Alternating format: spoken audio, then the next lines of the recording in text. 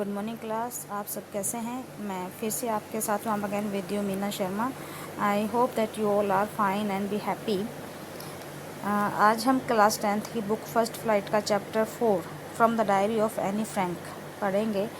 ये जो चैप्टर है वो एनी फ्रैंक की डायरी में जो उसने लिखा था, अपने एक्सपीरियंस को लिखा था, उसके बारे में बताता है कि किस तरह से एक गर्ल ने अपनी डायरी लिखी। And the diary was written when she and her family and many other people were hiding somewhere because of war and because of keep themselves safe from Nazis attack. Nazi के attack से अपने आप को बचाने के लिए उनकी पूरी फैमिली कहीं छिप जाती है। And while hiding in that place she was writing the diary and writing the experience and day to day experience what the experience that time there and after her death and when the war was and her father was the only survivor of that group who were hiding somewhere। उसके father decide करते हैं इस diary को publish कराने की, और ये diary इतनी फेमस हो जाती है कि इस डायरी को अलग अलग भाषाओं में भी ट्रांसलेट किया गया। अनदर थिंग कि इसके ऊपर बहुत सारे थिएटर प्रोग्राम और मूवी और इवन एक ओपेरा भी बना है। Let's read the chapter. Anneliese Mary, Annie Frank, 12 June 1929, February March 1945, was a German-born Jewish girl who wrote while in hiding with her family and 4 friends in Amsterdam during German occupation of Netherlands in World War II।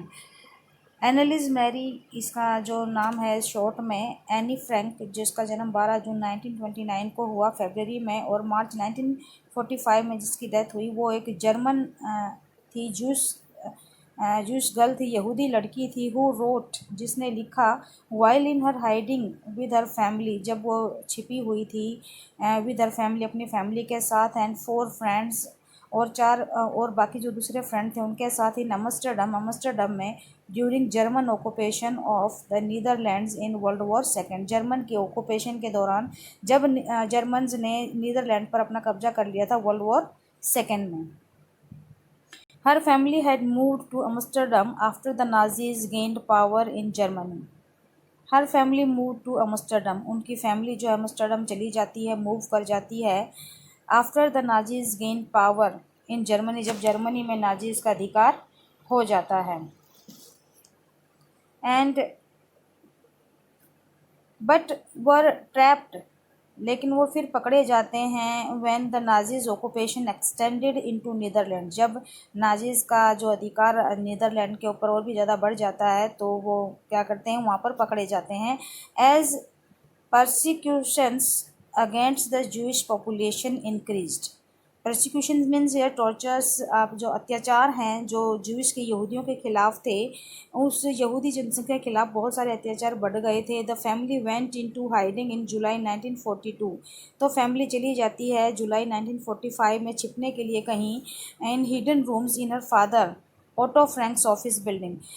जो Anne Frank के father थे Otto Frank, उसके office की building में जो hidden rooms थे वहाँ पर वो फैमिली छिपने के लिए चली जाती है।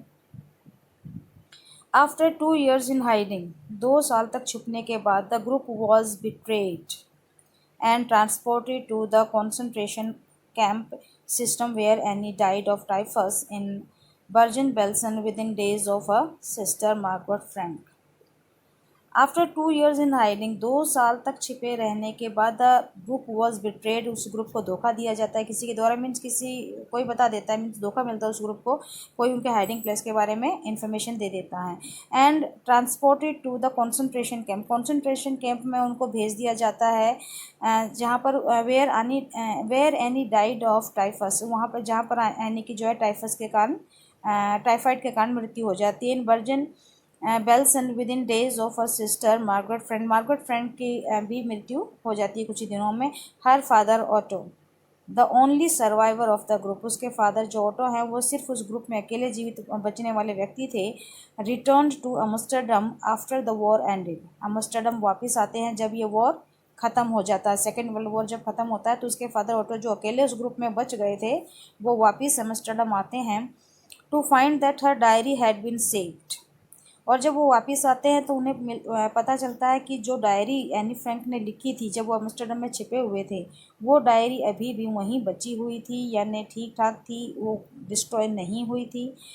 Convinced that it was a unique record, he took action to have it published in English under the name The Diary of a Young Girl.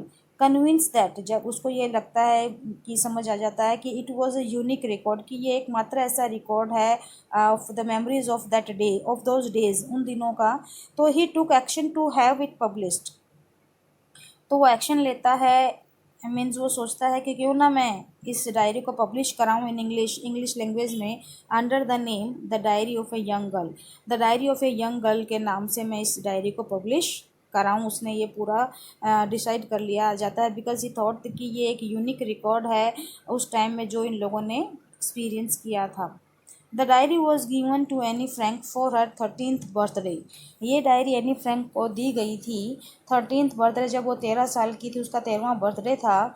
And chronicles events of her life from 12th June 1942 until its final entry of 1st August 1942।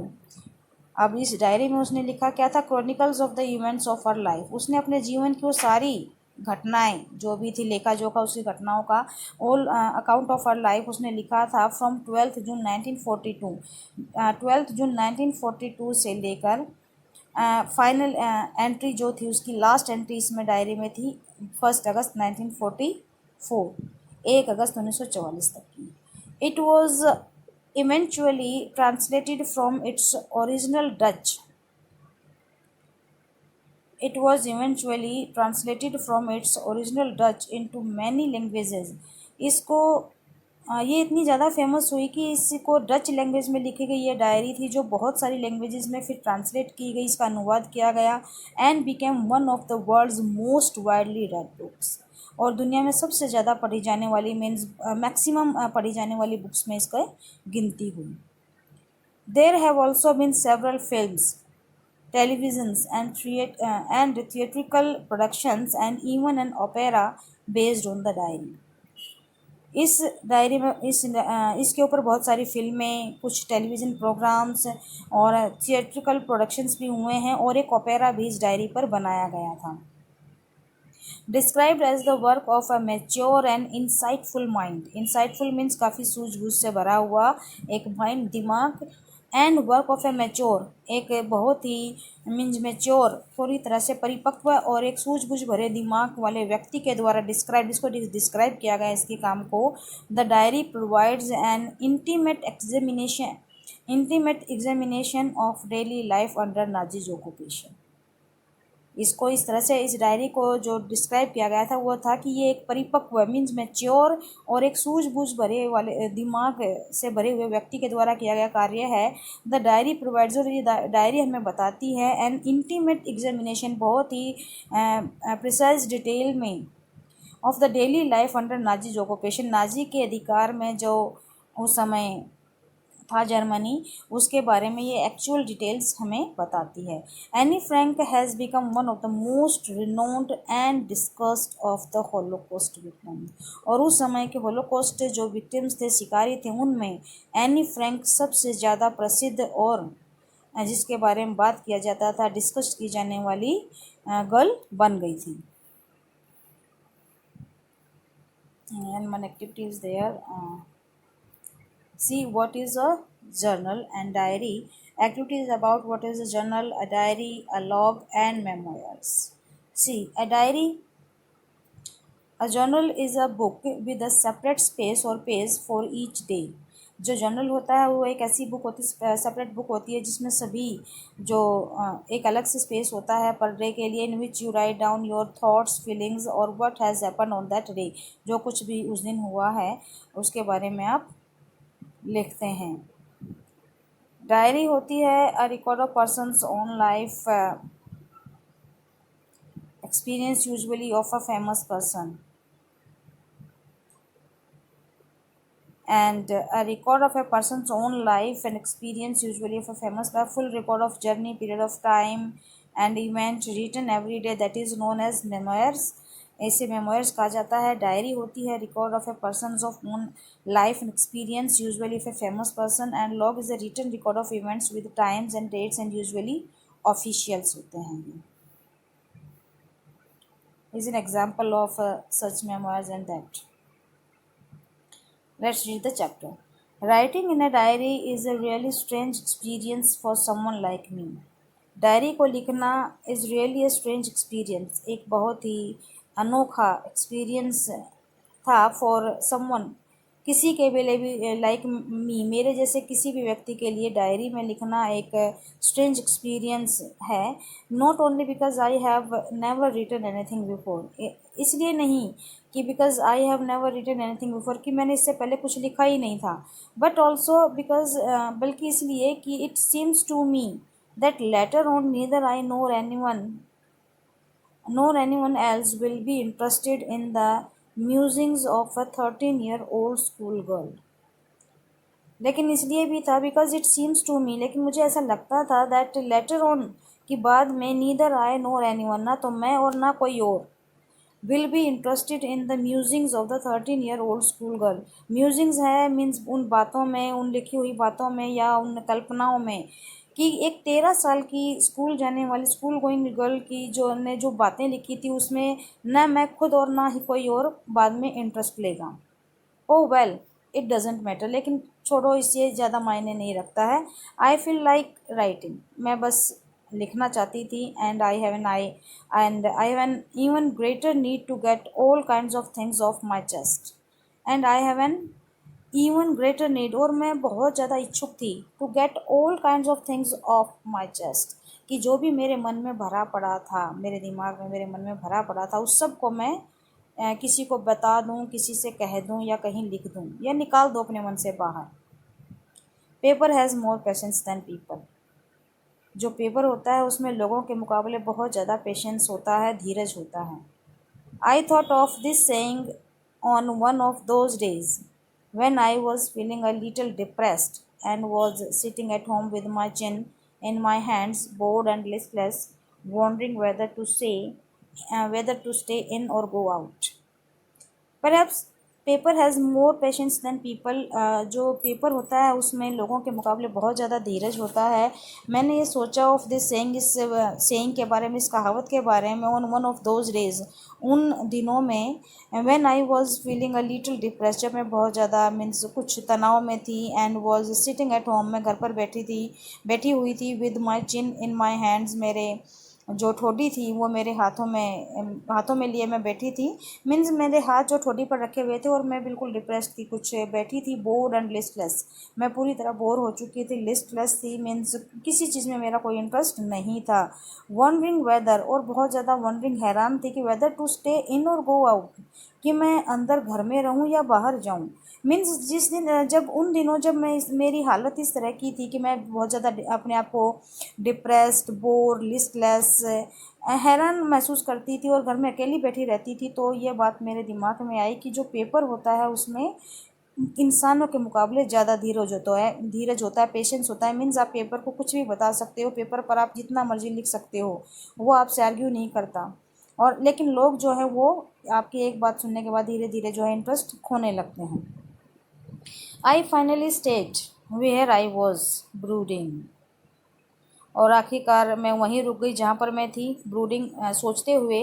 ये मैंने means brooding here, she was thinking, yes paper does have more patience, हाँ paper में कुछ ज़्यादा ही patience होती है। And since I am not planning to let anyone else read this stuff back notebook, I am not planning, और एक और चीज़ कि मैं ये प्लानिंग नहीं कर रही हूँ to let anyone else read this, कि कोई भी इस बुक को पढ़े, स्टिफ पैक्ड नोटबुक, इस नोटबुक को पढ़े, grandly refer to as a diary, जिसको मैं डायरी कहने वाली हूँ, बहुत ही शान से इस नोटबुक को कोई पढ़े। ऐसा भी मेरा कोई इरादा नहीं है कि मैं लिखूँ और बाद में सभी लोग इसको पढ़ें, इस तरह का कोई मेरी प्लानिंग नहीं है। Unless I should ever find a real friend, it probably won't make a bit of difference. Unless, जब तक मुझे कोई, I should ever find a real friend, जब तक कोई मुझे मेरा सच्चा मित्र नहीं मिल जाता है, it probably won't make a bit of difference, तो ये इससे ज़्यादा कोई फ़र्क पड़ेगा नहीं। तो मीन्स मैं डायरी भी लिखूं तो मीन्स इतना कोई अजीब बड़ी बात नहीं होगी, और बाद में तो ऐसा हो सकता है कि मैं या कोई और भी इसमें इंटरेस्ट नहीं लेगा। एक 13 साल की स्कूल गोइंग गर्ल के ने जो अपनी बातें लिखी हैं। Now I am back to the point. अब मैं वापस अपने उसी पॉइंट पर आती हूँ। That prompted me to keep a diary in the first place, कि जिसने मुझे प्रम्प्ट किया है, मीन्स मुझे उकसाया है to keep a diary in the first place, कि मैं एक डायरी लिखूँ। I don't have a friend.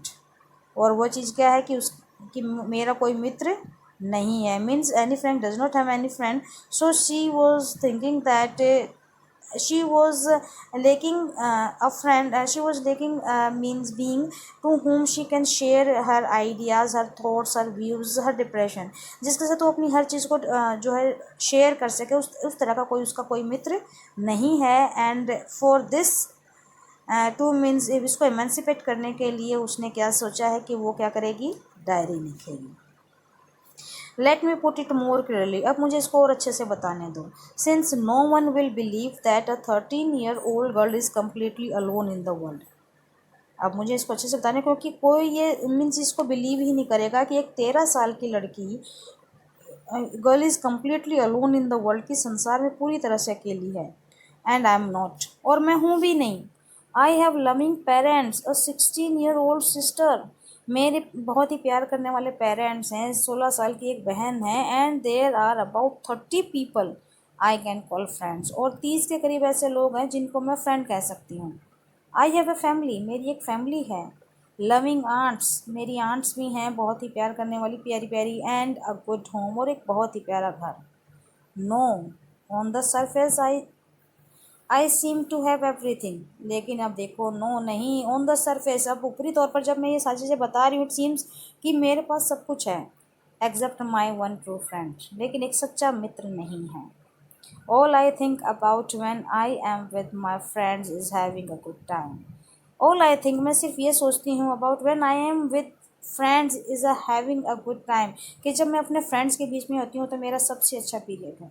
I can't bring myself to talk about anything, I can't bring myself to talk about anything, मैं किसी भी चीज़ के बारे में बात नहीं कर सकती हूँ, but ordinary every day things, लेकिन जो भी बातें हैं वो सिर्फ मैं सामान्य दिनचर्या की ही बातें करना चाहती हूँ, वही बातें कर सकती हूँ। मीन्स एक्स्ट्रा ऑर्डनरी बातें नहीं है मेरे पास। We don't seem to be able to get any closer, and that's the problem. We don't seem to be able to get any closer, हम इतने ज़्यादा पास हैं, ऐसा दिखाई नहीं देता है।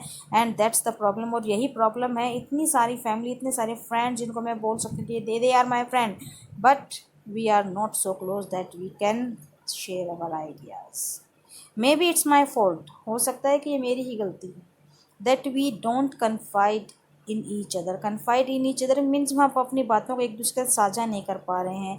इन एनी केस, किसी भी तरीके से, that's just how things are, जो भी चीज़ें हैं, जो भी मीन्स चल रहा है। And unfortunately they are not liable to change, और दुर्भाग्य से ये चीज़ बदल भी नहीं सकती। This is why I have started the diary, और यही कारण है कि मैंने डायरी लिखना स्टार्ट किया। To enhance the image of this long awaited friend in my imagination, अब अपनी कल्पना में मैं इस लॉन्ग अवेटेड फ्रेंड, जिसका मैंने इतने टाइम से इंतज़ार किया है, अपनी उस इमेज को, उसकी इस इमेज को, अपनी कल्पना में अपनी इस फ्रेंड की इमेज को बढ़ाने के लिए, I don't want to jot down the facts in this diary. मैं इस डायरी में कोई फैक्ट वगैरह नहीं डालने वाली हूँ कि मैं बहुत ज़्यादा झुंडे की जो है इकट्ठे करके बहुत सारे फैक्ट्स डालूँ मैं इसमें, the way the most people would do, जैसा कि बाकी लोग करते हैं, बहुत सारे लोग करते हैं। But I want the diary to be my friend, लेकिन मैं तो डायरी को सिर्फ अपनी फ्रेंड बनाना चाहती हूँ। And I am going to call this friend Kitty, और मैं अपनी इस डायरी को क्या नाम देना चाहती हूँ, kitty. Some oral comprehension check questions are there. Question 1, what makes writing in a diary a strange experience for Annie Frank?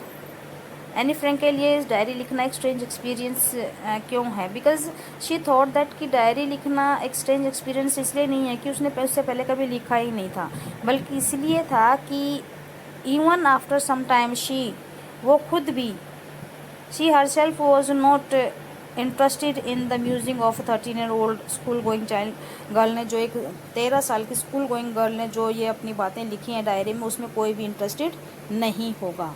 Why does Annie want to keep a diary? Annie diary क्यों रखना चाहती है? Because on the surface it seems that she has everything, but actually she needs a true friend. That's why she wants to keep a diary. Why does Annie think she could confide more in her diary than in people? Because she thought that papers have more patience than people. Now, second part, since no one would understand a word of my stories to Kitty. Since no one would understand a word of my stories to Kitty, if I were to plunge right in, I would better provide a brief sketch of my life, much as I dislike doing so, since no one would understand a word of my stories to Kitty. Kitty को मैंने जो अपनी story सुनाई है, क्योंकि उनमें कोई believe नहीं करेगा, कोई इसको समझ नहीं पाएगा। इफ़ यदि आई वर टू प्लस राइट इन, अगर मैं अभी से इसको ऐसे ही स्टार्ट कर दूँ, I would better provide a brief sketch of my life, तो इससे अच्छा होगा कि मैं अपने लाइफ का कुछ थोड़ा सा हिस्सा, मीन्स अपने लाइफ के बारे में थोड़ा थोड़ा बहुत मैं पहले ही बता दूं इसमें। Much as I dislike doing so, हालांकि मैं इसको डिसलाइक करती हूँ ऐसा इस तरह से बताना। Still I have to write because to make some other to make all understand this. My father the most adorable father I have ever seen, मेरे फादर जो कि दुनिया के सबसे अच्छे फादर हैं जो मैंने आज तक देखे। डिंट मीन्स जितना मैं जानती हूँ, didn't marry my mother until he was 36 and she was 25. Didn't marry my mother, उन्होंने मेरी माँ से शादी नहीं की until he was 36, जब तक वो 36 साल के नहीं हो गए, and she was 25, और 25 साल की थी। My sister Margaret was born in Frankfurt in Germany in 1926। Margaret मेरी सिस्टर जो है वो फ्रैंकफर्ट में जर्मनी में 1926 में पैदा हुई। आई वॉज बोर्न ऑन 12 जून 1929, और मैं 12 जून 1929 को पैदा हुई। आई लिव्ड इन फ्रैंकफर्ट, में फ्रैंकफर्ट में रही अनटिल आई वॉज 4, जब तक मैं 4 साल की थी, मीन मैं 4 साल की थी जब तक मैं फ्रैंकफर्ट में रही। माई फादर एमिग्रेटेड टू हॉलैंड, मेरे फादर 1939 में एमिग्रेट हो गए, हॉलैंड में चले गए। My mother Edith Hollander Frank went with him, और जो मेरी मदर थी जिनका नाम था Edith Hollander Frank went with him, वो भी उनके साथ गई टू हॉलैंड में इन सितंबर में। While Margaret and I was sent to Aachen to stay with our grandmother, जबकि मार्गरेट और मैं वर सेंट टू आशैन, हम दोनों को आशैन में भेज दिया गया to stay with our grandmother, ताकि हम अपनी ग्रैंड मदर के साथ रहें। Margot went to Holland in December, और लेकिन मार्गोट जो है दिसंबर में हॉलैंड चली गई। And I followed in February, और मैं फरवरी में, फिर मैं भी पीछे पीछे फरवरी में पहुंच गई वहीं हॉलैंड में। When I was plug down on the table as a birthday present for Margot, when I was plunked down on the table as a birthday present for Margot, जब मुझे बिठाया गया टेबल के ऊपर एज अ बर्थडे प्रेजेंट, एक birthday gift के रूप में for Margot, I started right away at the Montessori Nursery School. I started right away, मैंने स्टार्ट किया अपना school at Montessori nursery school से, मोंटेसरी नर्सरी स्कूल से मैंने अपना जो स्कूलिंग स्टार्ट की। I stayed there until I was 6, और मैं 6 साल तक वहाँ रही। At which time I started in the first form, at which time, और उस समय I started in the first form में पहले फॉर्म में जो है स्टार्ट किया गया, फर्स्ट क्लास से मुझे स्टार्ट किया गया। इन द 6th फॉर्म, और जब 6th क्लास में मैं थी, my teacher was Mrs Kuperus, और जो मेरी टीचर थी वो थी क्यूप्रस, द हेड मिस्ट्रेस, जो कि हेड मिस्ट्रेस थी। At the end of the year, साल के अंत में, we were both in tears, हम खूब रो रहे थे। As we said a heartbreaking farewell, क्योंकि हमारी जो है एक हार्ट ब्रेकिंग बड़ी ही मीन्स दुखदाई एक विदाई थी ये मिसिस क्यूप्रस के साथ, क्योंकि वो उसकी हेड मिस्ट्रेस भी थी और वो मोंटेसरी नर्सरी क्लास से वहीं स्कूल में पढ़ी थी। तो जब वो 6th क्लास में जब उसने फेयरवेल हुआ वहाँ से, तो दोनों ही टीचर और स्टूडेंट रो रहे थे, उनके लिए हार्ट ब्रेकिंग फेयरवेल था। In the summer of 1941 grand माँ फेल इल, और समर सीजन में 1941 में ग्रैंड माँ जो है बीमार हो गई। And had to have an operation, उनका ऑपरेशन किया जाना पड़ा। So my birthday passed with little celebration, तो मेरा जो बर्थडे था वो भी ऐसे ही छोटा मोटा आराम से, मीन्स ज़्यादा सेलिब्रेशन नहीं कर सके, थोड़ा सा सेलिब्रेशन हुआ। ग्रैंड माँ डाइड इन जनवरी 1942, और 1942 में ग्रैंड माँ की मृत्यु हो गई। No one knows how often I think of her and still love her, कोई नहीं जानता कि मैं उनके बारे में कितना सोचती हूँ और आज भी उनसे कितना प्यार करती हूँ। This birthday celebration in 1942 was intended to make up for the other, और जो ये 1942 का बर्थडे था was intended, इसको बनाया गया था to make up for the other, कि मीन्स जो पिछला बर्थडे मेरा आराम से नहीं गया था, मीन्स थोड़ा सा बर्थडे मनाया गया था, उसको अच्छे से, मीन्स उसको भी कॉप करने के लिए ये बर्थडे जो है और भी ज़्यादा सेलिब्रेशन के साथ मनाया गया था। And grandma's candle was light along with the rest, और बाकी जो कैंडल्स लगाई गई थी उनके साथ साथ ग्रैंडमा के लिए भी एक कैंडल यहाँ पर लगाई गई थी। The four of us are still doing well, हम चारों जो हैं आराम से जीवन जी रहे थे। And that brings me to the present date of 20 June 1942, और अब यही चीज़ मुझे यहाँ आज के दिन पर लेकर आती है 20 June 1942, and the solemn dedication of my diary, और अब मैं अपनी पूरी तरह से गंभीर हूँ, अब मीन्स डेडिकेटेड हूँ अपनी डायरी के लिए। Why does any provide a brief sketch of her life, वो सोचती है कि अगर मैंने ये प्रोवाइड नहीं किया अपने लाइफ का स्केच, थोड़ा सा लाइफ के बारे में नहीं बताया, तो कोई भी इसको समझ नहीं पाएगा जो मैंने अपनी स्टोरीज किटी को सुनाई है। Kitty the name of her diary. वो tells you that Anne loved her grandmother, वो अपनी ग्रैंड मदर से प्यार करती है, वो कौन सी चीज़ बताती है, मीन्स वो बताती है कि जब उसकी ग्रैंड माँ का ऑपरेशन हुआ तो उस समय वो बीमार हो गई, वो बीमार थी, उनका ऑपरेशन हुआ तो उसका जो बर्थडे सेलिब्रेशन था वो थोड़ा अच्छे से नहीं हो पाया। लेकिन जब वो उनकी आफ्टर हर डेथ उनका जो बर्थडे मनाया गया, तो वो बताती है कि even she was thinking about her grand माँ, एंड उसके बर्थडे पर भी ग्रैंड माँ के लिए अलग से कैंडल लगाई गई थी उनकी याद में। So class, this is part 1 of this chapter. I hope you will all watch this video, like, share and subscribe. Thank you. Have a nice day.